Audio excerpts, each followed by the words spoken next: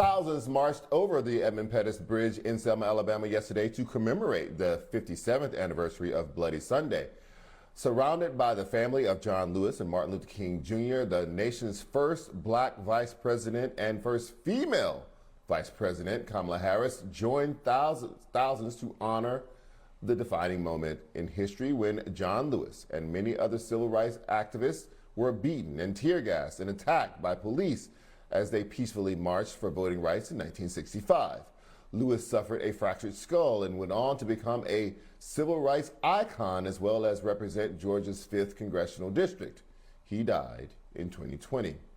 Some wondered yesterday just how much progress had been made between then and now, as voting rights legislation has still not been passed in Congress. We did see some news yesterday from the Supreme Court that rejected Republican efforts to block court-ordered congressional redistricting plans in North Carolina and Pennsylvania that favored Democrats. Here's VP Harris on Sunday reiterating the administration's commitment to continuing to fight for voting rights. President Biden and I are working for this cause every day. We have put the full power of the executive branch behind our shared effort. And if we all continue to work together, to march together, to fight together, we will secure the freedom to vote. It demands we keep going to court to defend this sacred freedom, and it demands we register voters, volunteer as election workers, and yes, of course, drive souls to the polls. And none of this is new, especially to so many of you who have been in this fight for so long. Joining me now to discuss is someone who was in Selma yesterday, the co-chair of the Poor People's Campaign, Bishop William Barber, who's now joining me from Montgomery, Alabama. First of all, sir, I want to just give you a chance to tell me, why is it that you are in Montgomery tonight when you were in Selma yesterday? Well, Charles, going across the bridge on Bloody Sunday is not enough. And so a number of us said this year we weren't waiting for 5 years. We needed to keep walking. And so we just did the first leg of the entire march today, the Monday leg. Then tomorrow I'm headed to Tennessee to be with Starbucks, black and white Starbucks workers that are unionizing. Then back here Friday, and then to Ohio on Monday, where people are mobilizing for the mass Poor People's Low Wage Workers Assembly and tomorrow march on Washington and to the polls in June. You know, we get it wrong if we act as though Selma was just a one-day event. We get it wrong if we just act as though the Selma to Montgomery campaign was a one-issue event. It was about voting rights and economic justice. Dr. King and so many others made it clear. And we get it wrong if we think it started in '65. Actually, the first mass meeting of the Selma to Montgomery movement was in May of 1963, 3-4 months before the March on Washington. This was always understood to be a campaign and a long-term march and a racial effort. And if we don't act like that today, we actually dismember and dishonor the memory of what happened in 1965. You need legislation to accomplish the goals that you're marching for. But what is the danger of allowing politicians to dictate how that gets done, when that gets done, the parameters of that work? Yeah, it's one of the worst forms of doing political and social activism, because the politicians are not built for that, made for that, and they don't operate like that. And that's not Selma. When they marched across that bridge in 1965, they were told by President, we can't get this done. They had been given a deadline and the deadline failed. But the people decided to change the political context in which the politicians were operating, and politicians respond to the social context. And so we have to remember that our deadline must be victory. So for instance, when we met with the Vice President yesterday, one of the things I said to her is presidents and vice presidents don't make movements, the people do. And we need to stop talking about what Biden and Harris haven't done. And some part of we need to repent in the movement community what we haven't done. This didn't start this year with Trump or last year. It started with the gutting of the Voting Rights Act, June 25th, 2013. Ever since then, we should have been in the streets. We should have been pushing. Some folks chose the back room. In North Carolina, we went in the streets. We went in the court and we won. We beat the worst voter suppression case since Jim Crow and since the Shelby decision in a state.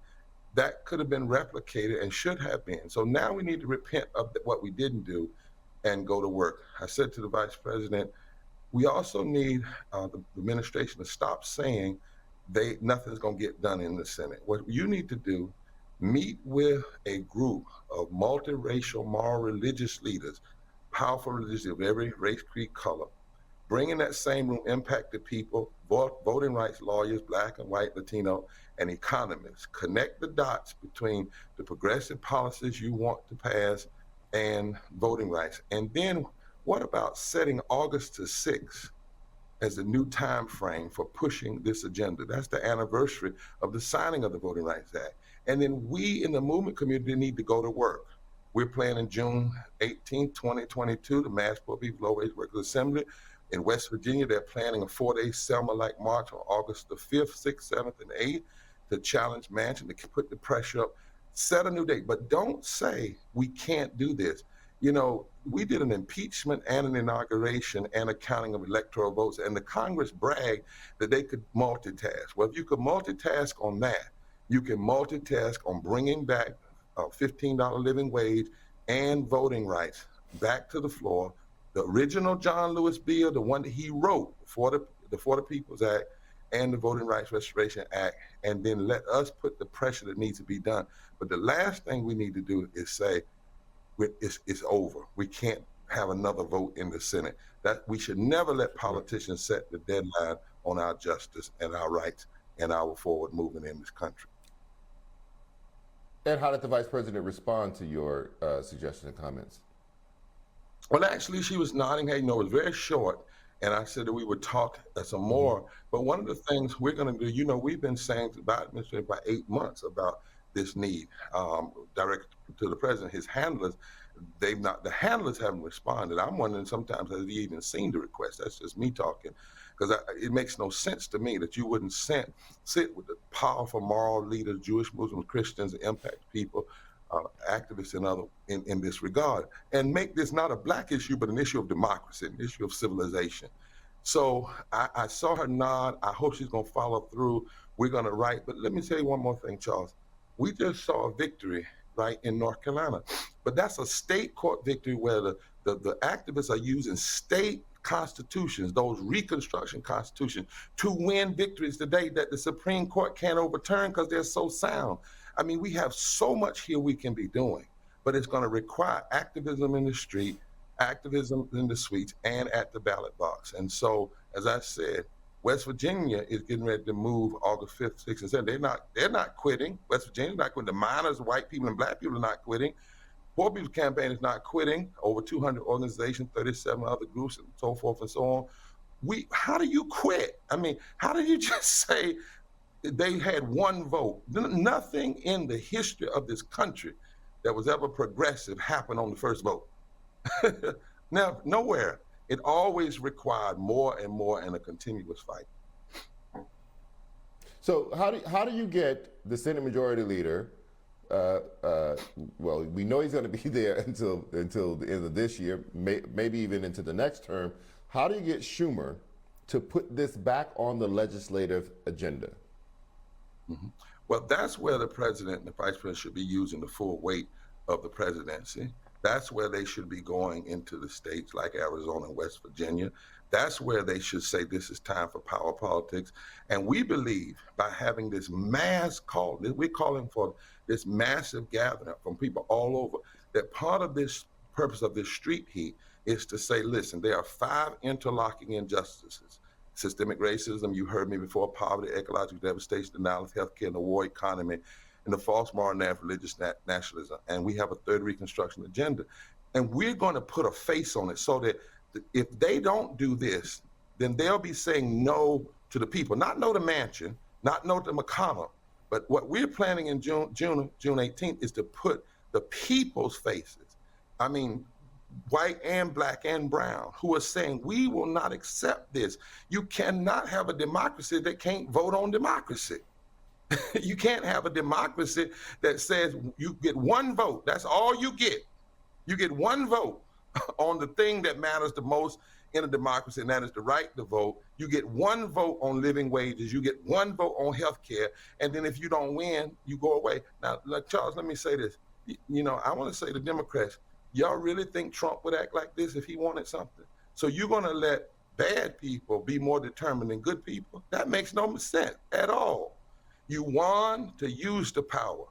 Use the power. Even if the vote is lost, bring it back to the floor. Have the debate. Let everybody see it. And then if they vote against you, use that for motivation for the fall elections. And let's go after these 5 Senate seats that can be won. In other words, if you roll over and play dead, you lose again and again and again, and you lose the people. Bishop William Barber, thank you as always. Take care of yourself there in Montgomery.